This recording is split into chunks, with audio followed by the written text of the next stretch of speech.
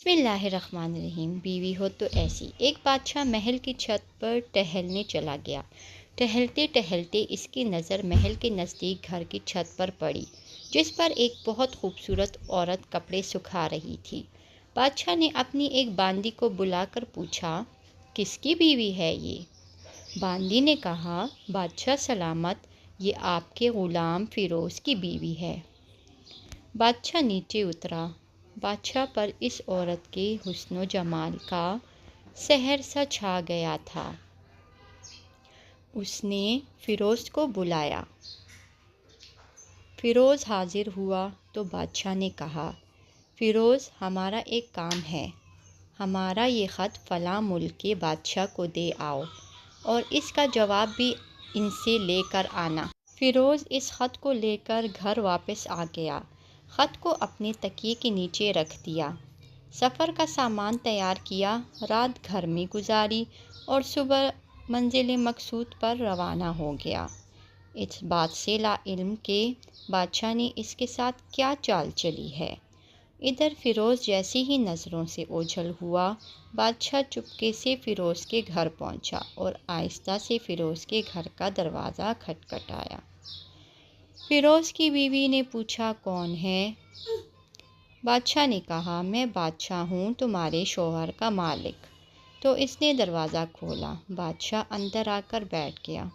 فیروز کی بیوی نے حیران ہو کر کہا، آج بادشاہ سلامت یہاں ہمارے غریب خانے میں کیا کر رہے ہیں؟ بادشاہ نے کہا، میں یہاں مہمان بن کر آیا ہوں۔ فیروز کی بیوی نے بادشاہ کا مطلب سمجھ کر کہا، میں اللہ کی پناہ چاہتی ہوں آپ کے اس طرح آنے سے، جس میں مجھے کوئی خیر نظر نہیں آ رہی۔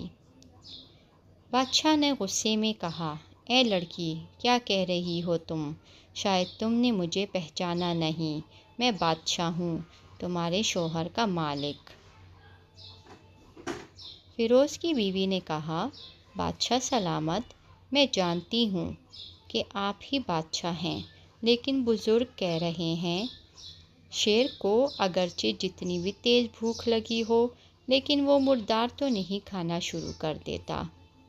اور کہا، بادشاہ سلامت، تم اس کٹورے میں پانی پینے آ گئے ہو جس میں تمہارے کتے نے پانی پیا ہے۔ بادشاہ اس عورت کی باتوں سے بڑا شرمسار ہوا اور اس کو چھوڑ کر واپس چلا گیا، لیکن اپنے چپل وہیں پر بھول گیا۔ یہ سب تو بادشاہ کی طرف سے ہوا۔ اب فیروز کو آدھے راستے میں یاد آیا کہ جو خط بادشاہ نے اسے دیا تھا وہ تو گھر بھر ہی چھوڑ کر آیا ہے۔ اس نے گھوڑے کو تیزی سے واپس موڑا اور اپنے گھر کی طرف لپکا۔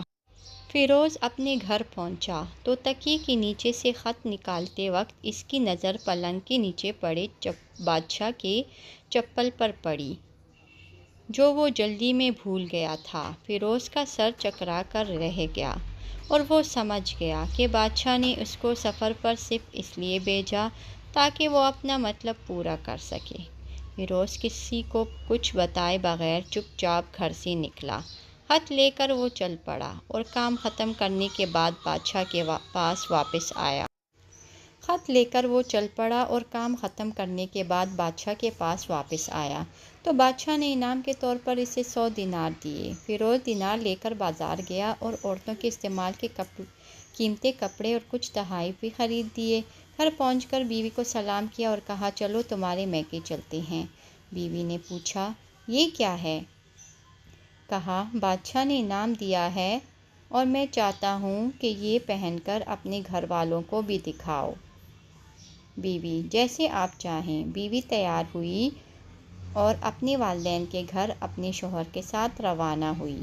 داماد اور بیٹی اور ان کے لائے گئے تحائف کو دیکھ کر وہ لوگ بہت خوش ہوئے۔ فیروز بیوی کو چھوڑ کر واپس آ گیا اور 1 مہینہ گزرنے کے باوجود نہ بیوی کا پوچھا اور نہ اس کو واپس بلایا۔ کچھ دن بعد اس کے سالے اس سے ملنے آئے اور اس سے پوچھا، فیروز، آپ ہمیں ہماری بہن سے غصہ اور ناراضگی کی وجہ بتائیں یا پھر ہم آپ کو قاضی کے سامنے پیش کریں گے۔ تو اس نے کہا اگر تم چاہو تو کر لو، لیکن میرے ذمے اس کا ایسا کوئی حق باقی نہیں رہا جو میں نے ادا نہ کیا ہو۔ وہ لوگ اپنا کیس قاضی کے پاس لے گئے تو قاضی نے فیروز کو بلایا۔ قاضی اس وقت بادشاہ کے پاس بیٹھا ہوا تھا۔ لڑکی کے بھائیوں نے کہا، اللہ بادشاہ سلامت اور قاضی کو قائم دائم رکھے۔ قاضی صاحب، ہم نے ایک سرسبز باغ، درخت پھلوں سے بھرے ہوئے اور ساتھ میں میٹھے پانی کا کنواں اس شخص کے حوالے میں دیا، تو اس شخص نے ہمارا باغ اجاڑ دیا، سارے پھل کھا لیے، درخت کاٹ لیے اور کنویں کو خراب کر کے بند کر دیا۔ قاضی فیروز کی طرف متوجہ ہو کر پوچھا، ہاں تو لڑکے تم کیا کہتے ہو اس بارے میں؟ فیروز نے کہا، قاضی صاحب جو باغ مجھے دیا گیا تھا وہ اس سے بہتر حالت میں نے انہیں واپس کیا ہے۔ قاضی نے پوچھا، کیا اس نے باغ تمہارے حوالے ویسی ہی حالت واپس کیا ہے جیسے پہلے تھا؟ انہوں نے کہا، ہاں ویسے ہی حالت میں واپس کیا ہے، لیکن ہم اس سے باغ واپس کرنے کی وجہ پوچھنا چاہتے ہیں۔ قاضی، ہاں فیروز تم کیا کہنا چاہتے ہو اس بارے میں؟ فیروز نے کہا، قاضی صاحب میں باغ کسی بغض یا نفرت کی وجہ سے نہیں چھوڑا، بلکہ اس لیے چھوڑا کہ ایک دن میں باغ میں آیا تو اس میں نے شیر کے پنجوں کے نشان دیکھے، تو مجھے خوف ہوا کہ شیر مجھے کھا جائے گا، اس لیے شیر کے اکرام کی وجہ سے میں نے باغ میں جانا بند کر دیا۔ بادشاہ جو ٹیک لگائے یہ سب کچھ سن رہا تھا اور اٹھ کر بیٹھ گیا اور کہا، فیروز اپنے باغ کی طرف امن اور مطمئن ہو کر جاؤ، واللہ اس میں کوئی شک نہیں کہ شیر تمہارے باغ آیا تھا، لیکن وہ وہاں پر نہ تو کوئی اثر چھوڑ سکا، نہ کوئی پتا توڑ سکا اور نہ ہی کوئی پھل کھا سکا۔ وہ وہاں پر تھوڑی دیر رہا اور مایوس ہو کر لوٹ گیا۔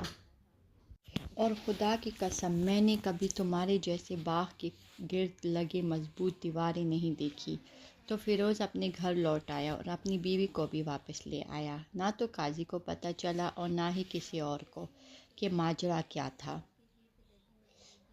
کیا خوب بہتر ہے اپنے اہل و عیال کے راز چھپانا تاکہ لوگوں کو پتہ نہ چلے۔ اپنے گھروں کے بھید کسی پر ظاہر نہ ہونے دو۔ اللہ آپ لوگوں کو خوشیوں سے بھر دے، آپ کو، آپ کے اہل و عیال کو اور آپ کے مال کو اپنی حفظ و امان میں رکھے، آمین۔ اور ہاں، سوچنا لازمی، شکریہ، دعاؤں میں یاد رکھنا، ایک بار درود شریف پڑھ لیں، شکریہ۔